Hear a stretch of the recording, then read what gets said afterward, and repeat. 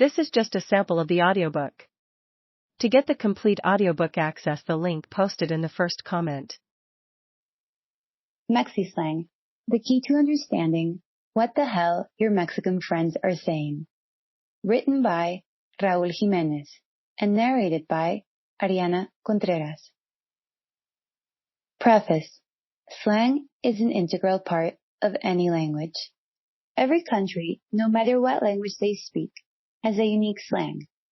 Even if you have studied a particular language, you'll have a hard time understanding the slang that is used in the country where that language is spoken, or maybe even the slang of a region inside that country.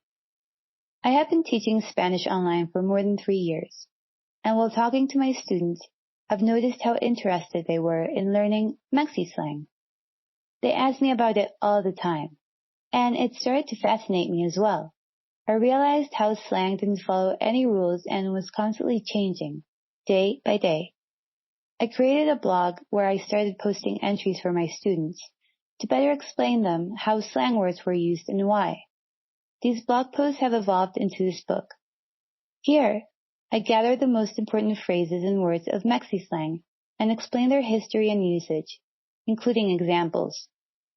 You will find this manual useful if you want to learn Spanish from Mexico, you're going to travel to Mexico, you want to understand Mexican culture better, you like learning new languages, you want to communicate better with Mexican people, you want to learn the most recent Mexican slang and internet slang from 2018, and you want to learn slang from a real Mexican tutor who has taught Spanish to people from all around the world.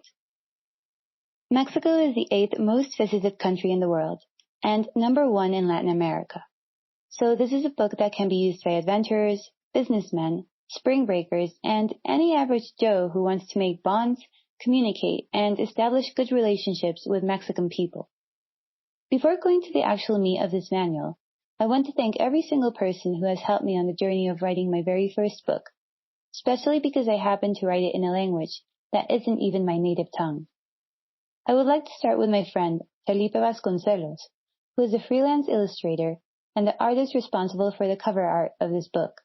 You can check more of his work at www.falvast.com. If you choose to hire him for your own projects, I can assure you he'll do a fantastic job for very accessible prices.